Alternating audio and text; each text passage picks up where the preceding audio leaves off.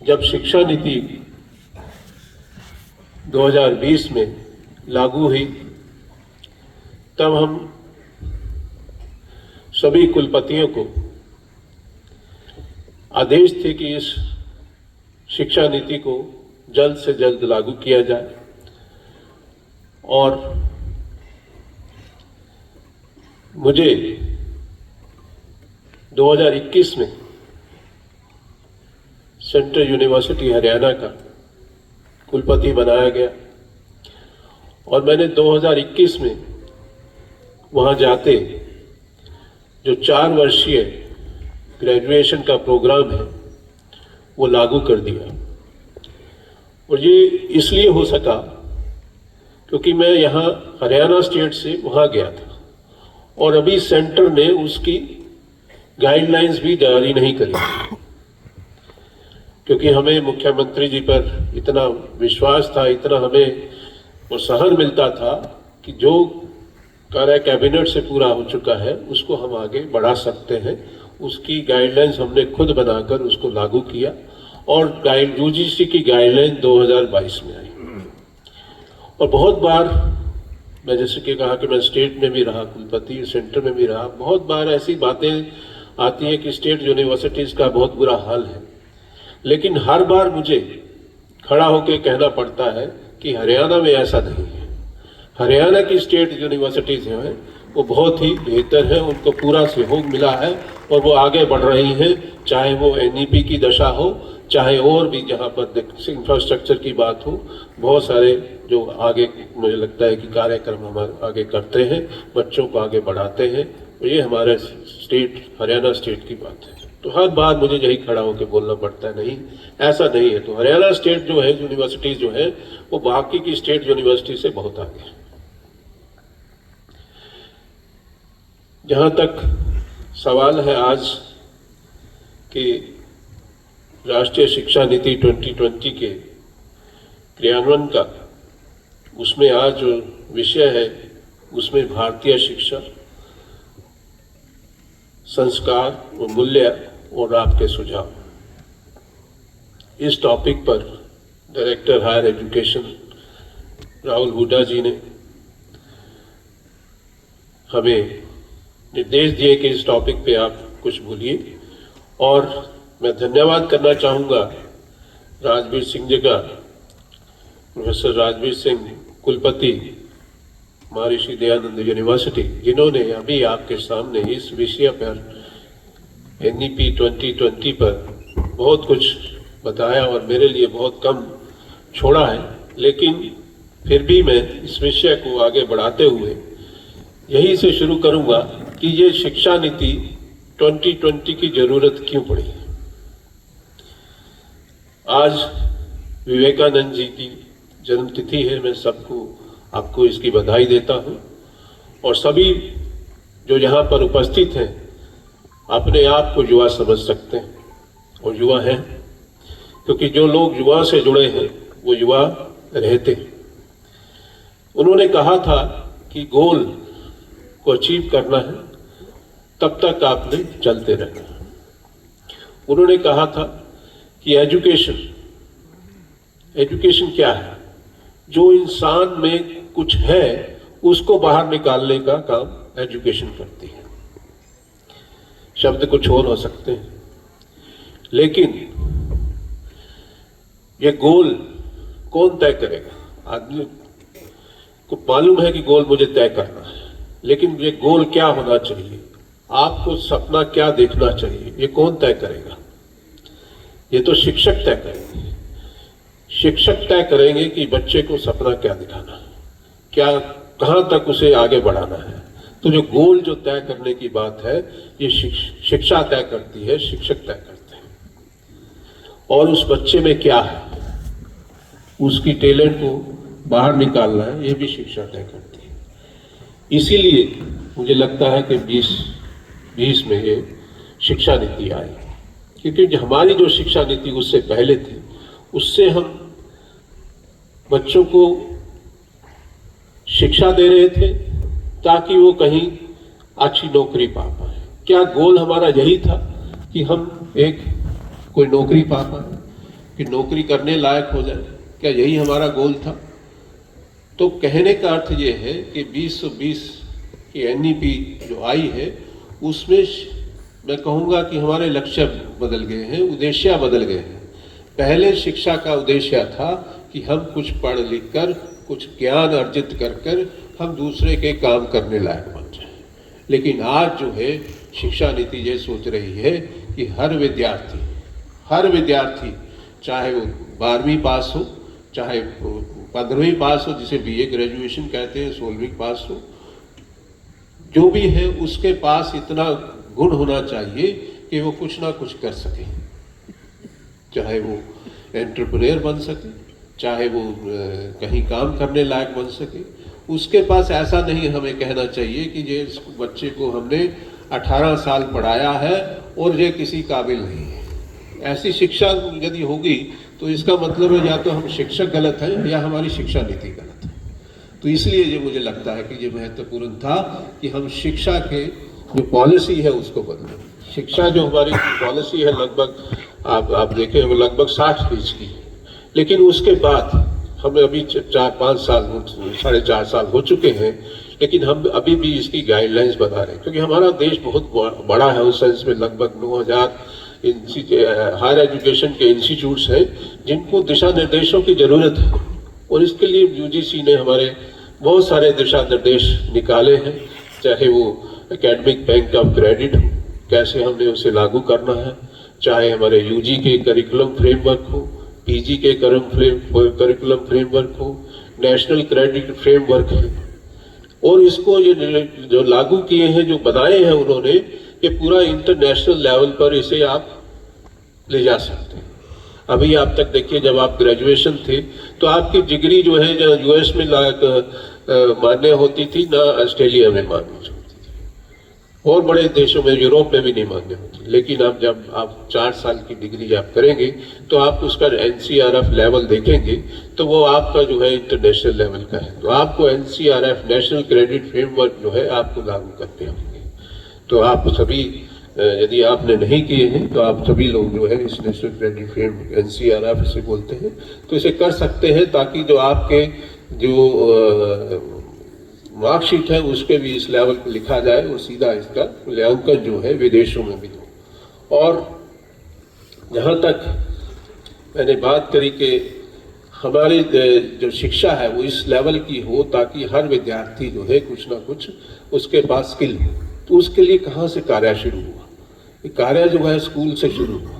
School से शुरू हुआ और 6ठी क्लास से हम वोकेशनल सब्जेक्ट्स उसको देते हैं। वो वोकेशनल सब्जेक्ट भी पढ़ सकता है, और उसे ये नहीं है कि उसे एक ही विषय के आगे तरफ बढ़ना है। कॉमर्स है, साइंस है, नॉन मेडिकल है, मेडिकल है या वोकेशनल है, वो कुछ भी चाहे वो ले सकता है, कुछ भी सब्जेक्ट्स जो है चूज कर सकता है। तो वोकेशनल सब्जेक्ट्स यदि वो चूज करता है, क्योंकि हर विद्यार्थी के पास, मैं नहीं समझता कि वो सभी के पास एक जैसी बुद्धिमत्ता है या एक जैसा उनका विकास होता है, एक तरफ नहीं होता। किसी को कुछ बेहतर लगता है, किसी को कुछ बेहतर लगता है। इतने सारे प्रोफेशन है, कोई किस में निपुण होता है, कोई किस में निपुण होता है। तो उसकी जो क्षमता है उसके अकॉर्डिंग उसे सब्जेक्ट चूज करने की सहूलियत दी गई है। तो फ्लेक्सिबिलिटी उसे जो है 6ठी क्लास से दी गई है।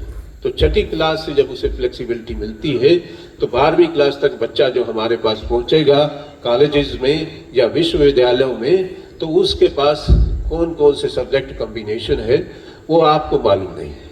वो हो सकता है फिजिक्स के साथ, म्यूजिक के साथ या हिस्ट्री पढ़ के आया। तो क्या हमारे जो हायर एजुकेशन इंस्टीट्यूट्स हैं वो इस बात के लिए तैयार है कि उस तरह के कॉम्बिनेशन वो आगे पढ़ा सकें?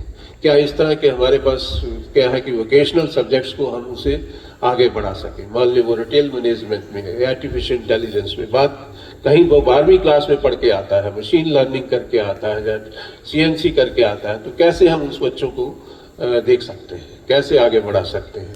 मैं हरियाणा सरकार की तरफ से ही हम विजिट के लिए गए थे, तो हमने देखा कि वहाँ से जर्मनी और ऑस्ट्रिया में कि वहाँ पर जैसे हमें दिख रहा था कि जैसे शॉपिंग मॉल में होता है, शॉपिंग एरिया में बहुत सारे ट्रेनिंग इंस्टीट्यूट खुले हुए हैं। ट्रेनिंग इंस्टीट्यूट खुले, जैसे जहाँ हमारे कोचिंग इंस्टीट्यूट खुले होते हैं वहाँ पर ट्रेनिंग इंस्टीट्यूट खुले होते हैं, चाहे वो बॉश कंपनी के हो, किसी और के कंपनी के हो, वो ट्रेनिंग इंस्टीट्यूट बच्चा स्कूल लेवल में ही जो है 5 दिन जो है से पढ़ना है तो 3 दिन जो है वो स्कूल जाता है, 2 दिन ट्रेनिंग जाता है।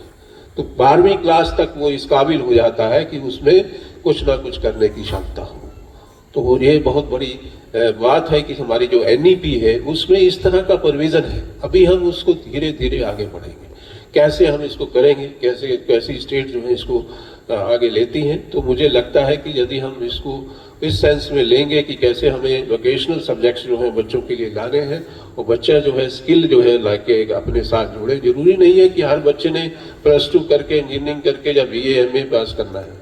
बहुत सारे विद्यार्थी हैं जो जिनको BA MA तो हो जाता है, क्योंकि आज जो स्थिति है मैं कहूँ कि हमारी वो स्थिति नहीं है कि हम कहें कि हमें नॉलेज सोसाइटी चाहिए। हमें नॉलेज सोसाइटी, नॉलेज सभी के पास है, सभी के पास मोबाइल है, उसमें आप ढूंढ सकते हैं कि क्या इसका सही आंसर है। अभी आर्टिफिशियल इंटेलिजेंस आ गया, मशीन लर्निंग आ गई, मशीन खुद ही आपको जवाब देगी। तो यदि आपके पास ये सब टूल्स अवेलेबल हैं तो क्या हमें एक ऐसा आदमी चाहिए जिसके पास नॉलेज हो? नहीं, हमें वो आदमी चाहिए जिसके पास बुद्धिमत्ता हो, विजडम हो।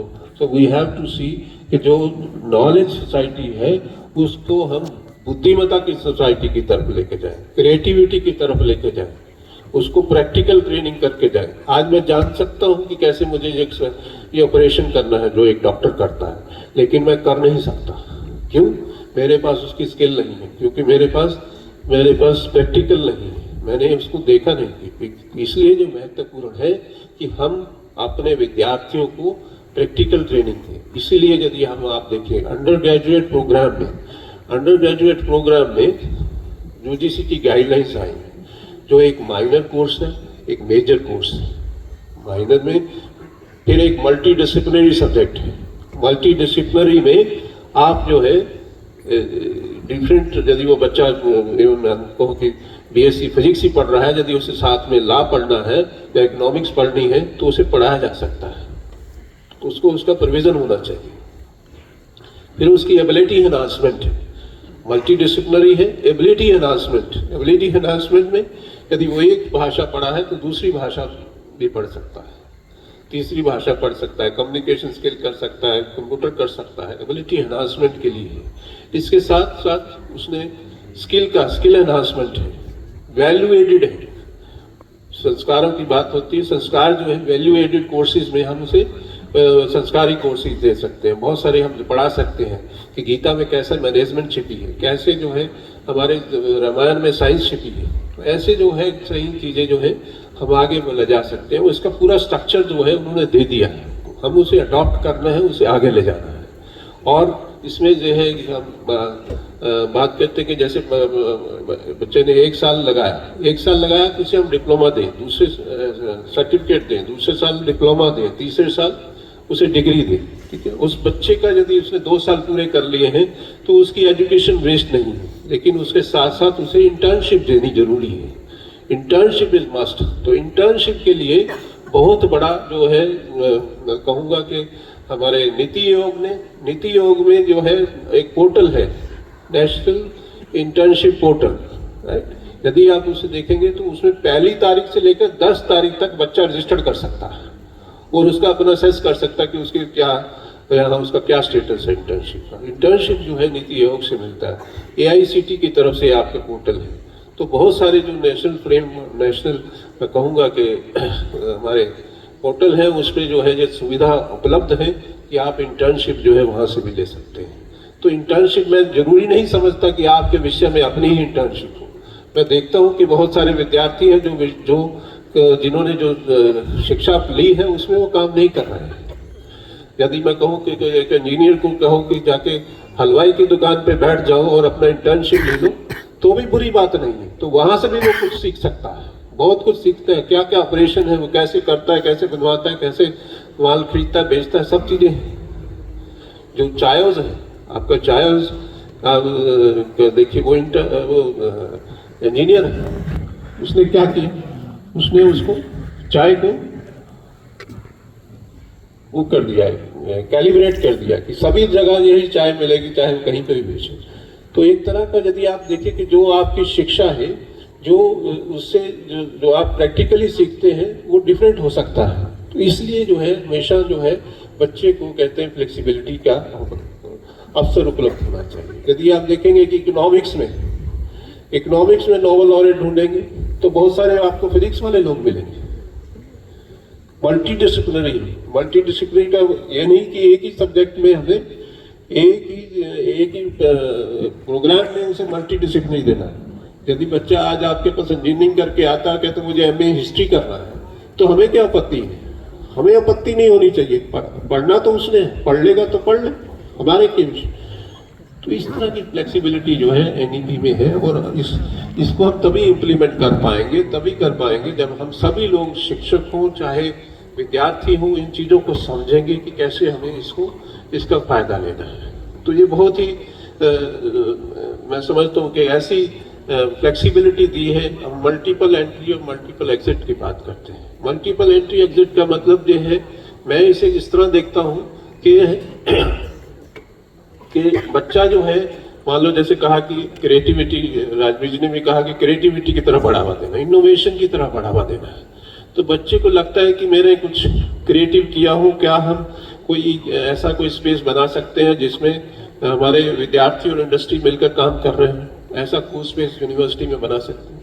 तो बच्चा ज़्यादा लगता है कि मुझे स्टार्टअप की तरफ बढ़ना है, तो वो पढ़ाई छोड़ के स्टार्टअप की तरफ चले जाए, कोई इशू नहीं, कोई इशू नहीं है, वो अपना कर सकता है। यदि सक्सेसफुल होता है तो ठीक है, बढ़िया, नहीं होता है तो दोबारा वही ज्वाइन कर सकता है।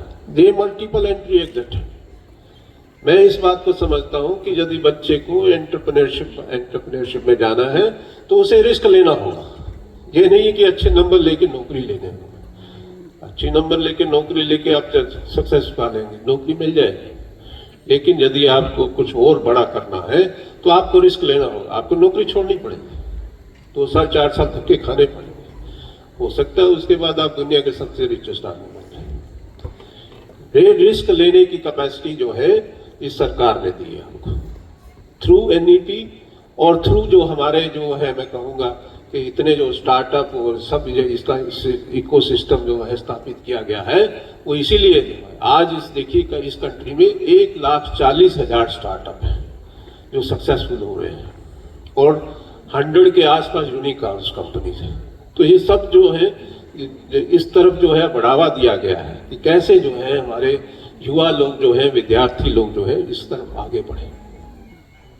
और इसके अलावा बहुत सारी, जैसे एकेडमिक बैंक ऑफ क्रेडिट है, एकेडमिक बैंक ऑफ क्रेडिट है। आपने कुछ विषय यहाँ पढ़े, कुछ आप कहीं और पढ़ना चाहते हैं, आपके कोई मान लीजिए आप मेरीन इंजीनियरिंग करना टॉपिक करना चाहते हैं, यहाँ तो समुद्र है नहीं, तो समुद्र के पास जाके कुछ करना पड़ेगा, तो वहाँ से आप क्रेडिट लेके यहाँ आ सकते हैं। तो बहुत सारी ऐसी बातें, फ्लेक्सिबिलिटी जो है दी गई है।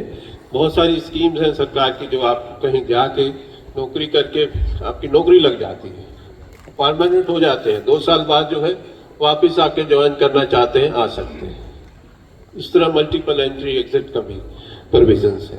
एकेडमिक बैंक ऑफ क्रेडिट में इसमें भी आपके जो कहते हैं जितने आप क्रेडिट अर्न करेंगे वो आपके बैंक में चले जाएंगे, और जब एक पूरा कर लेंगे तो 2 यूनिवर्सिटी से मिलकर भी आप जो है डिग्री ले सकते हैं। इंटरनेशनलाइजेशन का भी इसमें बहुत सारा प्रोविजन है कि आप इसी तरह डिग्री जो है उसके 50% आप जो है कहीं बाहर से भी अर्न कर सकते हैं क्रेडिट। तो सब ये फ्लेक्सिबिलिटी जो है विद्यार्थियों को दी गई है, और ये विद्यार्थियों की लर्निंग को दी गई है, उनकी क्रिएटिविटी को दी गई है, राइट। ये केवल ये नहीं है कि उनको सहूलत दे दे कि अपना डिग्री प्राप्त करें, नहीं, उनकी क्रिएटिविटी को सहूलत दी गई है ताकि they can become more creative and the country wants.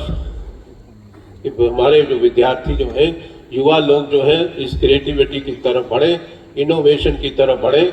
और कहा है कि हमारे प्रधानमंत्री जी ने कहा है कि दोज वो do not innovate will stagnate, वो नहीं कर सकते। कितनी बड़ी बड़ी कंपनियां बंद हो जाती हैं यदि वो रिसर्च नहीं करती, इसलिए जो महत्वपूर्ण है कि हमारे विद्यार्थी जो है इनोवेशन की तरफ बढ़े। और भारत का जो इनोवेशन इंडेक्स है, एक इनोवेशन इंडेक्स होता है, वो कुछ साल पहले तक 55 था, आज हम 40 तक पहुंच गए हैं। और ये सभी लोग जो है, मैं सभी बातें जो हो रही हैं ये युवाओं की कंट्रीब्यूशन से हो रही है। और जहाँ तक इनोवेशन की बात है, यदि मुझे अब उन कंट्री की बात करूं कि जिनका इनोवेशन जो इंडेक्स जो है टॉप में आता है, तो उन कंट्रीज में आप 10 कंट्रीज देखेंगे तो उनमें 9 कंट्रीज ऐसे हैं जो इंग्लिश में बात नहीं करते हैं, इंग्लिश में काम नहीं करते हैं। चाहे वो जर्मनी हो, चाहे वो फ्रांस हो, चाहे ऑस्ट्रिया हो,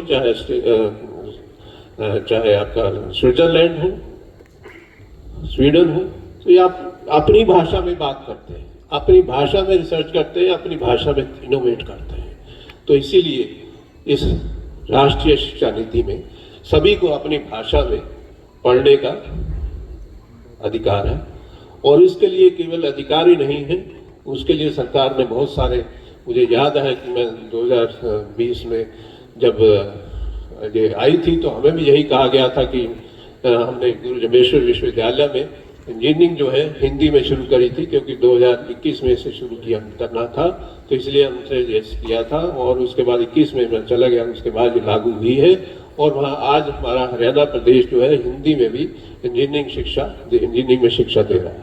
वो इसलिए क्योंकि जो बच्चा जो है सोचता जो है अपनी भाषा में है और इनोवेट भी अपनी भाषा में करेगा। तो इसलिए महत्वपूर्ण है कि हमें हर भाषा का सम्मान करें।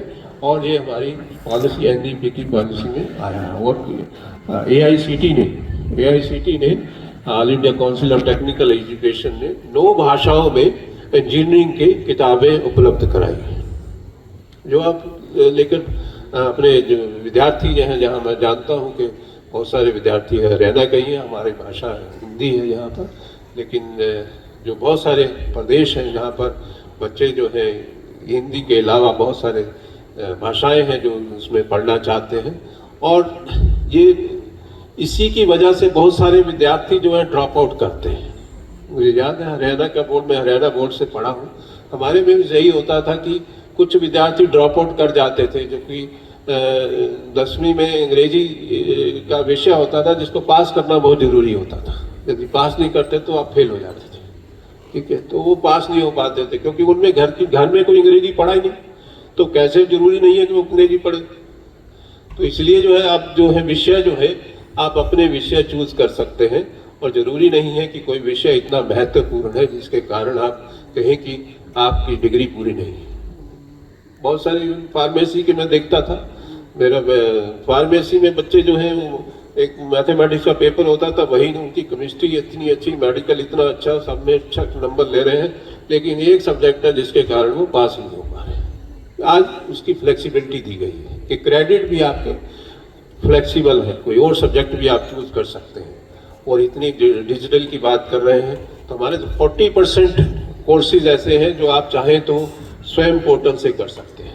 स्वयं पोर्टल से बहुत सारी ऐसी प्रॉब्लम थी, अभी 3 दिन पहले ही हमारे बनारस हिंदू यूनिवर्सिटी में स्वयं के ऊपर वर्कशॉप थी, तो उसमें जो है विश्वविद्यालयों को ये राइट दे दिए गए हैं कि वो स्वयं के जो कोर्सेज हैं वो उसका एग्जामिनेशन खुद ले सकते हैं।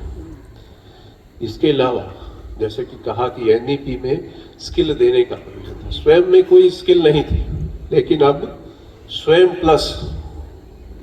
प्लस आया है।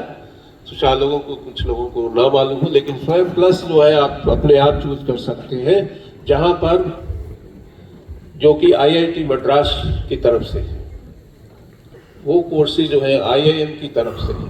तो सभी जो स्किल वाले कोर्सेज हैं वो भी आप उससे कर सकते हैं। वो केवल सरकार की तरफ से नहीं है, सरकार प्लस इंडस्ट्री की तरफ से। तो इतना है कि यदि वहां से आप कोर्स भी एक उनके कर लेंगे तो वो कोर्स के वहीं पर ही आपको जॉब की ऑफर आ रही है। आज ये हालत है।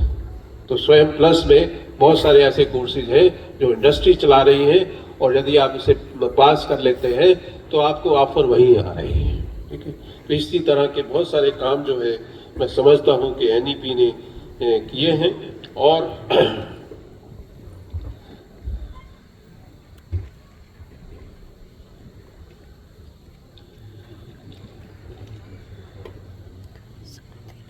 हाँ, तो एनईपी में यदि एक विषय जो है शायद नहीं टच हुआ, वो है कि रिसर्च का। रिसर्च जो है, शोध।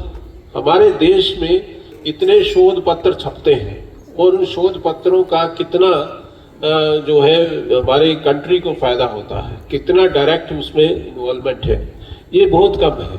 क्योंकि हमने यही सीखा कि रिसर्च करनी है, पेपर पब्लिश करना है, और हमने ये नहीं सीखा कि क्या हमारी रिसर्च जो है किसी काम हो रही है कि नहीं आ रही है। क्योंकि जो हमारा, शायद मैं कह सकता हूँ कि चलो देश आज़ाद हुआ था, हमने उसको जो डायरेक्शन दी, जो दी, ठीक है, उसमें सिर्फ यही रहा कि हमें अच्छे रिसर्च करने हैं। लेकिन फिर भी आप देखिए बहुत सारी ऑर्गेनाइजेशन है चाहे कंट्री की, जिसमें बहुत सारा उन्होंने कंट्रीब्यूट किया। उनका डिफरेंट था। उन लोगों को पूरी आज़ादी थी, चाहे वो इसरो था, चाहे डिपार्टमेंट ऑफ एटॉमिक एनर्जी था, इनको आज़ादी थी, इसलिए जो है वो बहुत, मैं समझता हूँ, कंट्रीब्यूट कर सके। इसी तरह जो हमारे यहाँ विश्वविद्यालय है जिसमें नेशनल एजुकेशन पॉलिसी के तहत हमने, उसमें एक रिकमेंडेशन है कि there will be national research foundation होगा, जिसमें अनुसंधान, आप उसका नाम ANRF रखा है, उसको हेड कर रहे हैं हमारे प्रधानमंत्री जी कर रहे हैं। ANRF अनुसंधान नेशनल रिसर्च फाउंडेशन बना है, जिसमें इस साल 1 लाख करोड़ रुपया रखा गया है।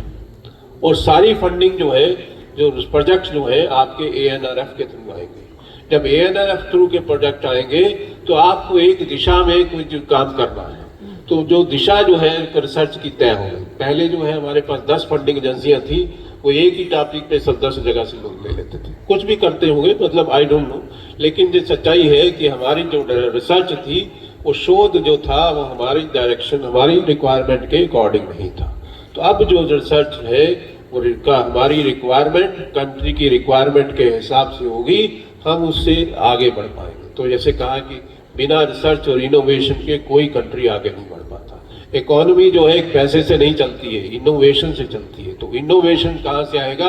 केवल यंग माइंड से आएगा। और यंग माइंड से इसीलिए जो है मैं कहूँगा कि हमारे जो 4 ईयर डिग्री कोर्स है वो इसी की तरफ इशारा करते हैं कि हम 4th ईयर में ही बच्चे को ग्रेजुएशन में ही रिसर्च करवा दें।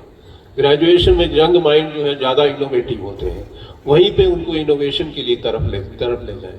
तो वहीं पर उनको जो है हर यूनिवर्सिटी में इनोवेशन इंक्यूबेशन का जो है सुविधा होनी चाहिए। और मल्टीपल एंट्री, मल्टीपल एग्जिट भी इसी तरह है। मैं तो यही बोलता हूँ हर बार जब भी मुझे एनईपी मौका मिलता है कि हमें एनईपी की आत्मा को समझना है।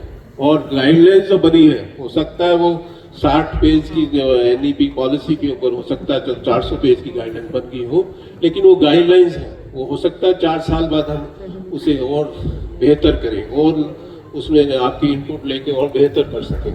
लेकिन जो है क्योंकि मैंने बताया कि 9000 इंस्टीट्यूट्स हैं, सभी जो है इस काबिल नहीं कि अपनी अपनी गाइडलाइंस बना के उसे कर सकें। तो कुछ गाइडलाइंस हमें सरकार ने दी है, चाहे वो यूजी की फ्रेमवर्क हो, पीजी के फ्रेमवर्क हो, पीएचडी के हो। अभी हमारे रिक्रूटमेंट के भी पिछले हफ्ते आए हैं, उसमें भी देखा कि आपने एनसीआरएफ की बात करता है, वो सारी वो बातें जो है कि कैसे जो है 4 ईयर जो ग्रेजुएशन है वो सीधा पीएचडी कर सकते हैं, मास्टर की जरूरत नहीं है। तो मास्टर क्वालिफिकेशन जो अभी आज हमारी लेक्चरर बनने के लिए जरूरी है, वो भी खत्म हो गई, कोई ज़रूरत नहीं है, क्योंकि 4 ईयर के बाद सीधा आप पीएचडी कर सकते हैं। तो इसी तरह जो है बहुत सारा परिवर्तन जो है आपके समक्ष है। और मैं ये समझता हूँ कि एनईपी हम तभी लागू कर पाएंगे, जो मुझे लगता है कि मेरा सुझाव कह लीजिए कि मेरा, चाहे जैसे कह लीजिए कि ये चैलेंज है, कि जो challenge of implementation of NEP है वो यही है कि हमारे शिक्षक और विद्यार्थी इसको समझें। और ज़रूरी नहीं है कि जो एग्जैक्ट गाइडलाइंस हमें जो किसी ने दिए हैं हमें उसी को इम्प्लीमेंट करना है। उसके अलावा भी हमारे पास बहुत सारे केसेस ऐसे आते हैं जो कि पहली बार हो रहे होते हैं। उसके लिए सभी मुझे लगता है कि वाइस चांसलर कॉम्पिटेंट होते हैं कि किसी सिचुएशन को देखते हुए कुछ भी वो decision in the interest of the student and the learning के लिए आप ले सकते हैं।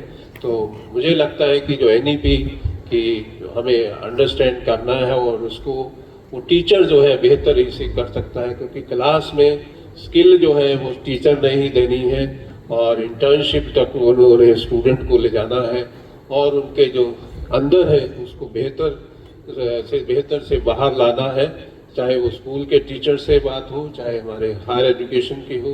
जैसा कि मैंने बताया कि शुरू में विवेकानंद जी ने कहा कि हमें गोल, उनको क्या सपना होना चाहिए, वो सपना क्या देखना उन्होंने, ये हमारे शिक्षक तय कर सकते हैं और ये शिक्षा के थ्रू हम उनको बढ़ा दे सकते हैं कि क्या उनको आगे कैसे उन्हें बढ़ना है और देश को आगे बढ़ाना है। तो विकसित भारत जो है 2047 का सपना है। मैं देखता हूं कि हमने सर एक विकसित भारत पर हमने एक सेंटर बनाया है, जिसमें हम देख रहे हैं कि हरियाणा जो है वो 2047 से बहुत पहले विकसित हो सकता है। उसके लिए हम काम करेंगे और आपको अपनी रिपोर्ट भी देंगे।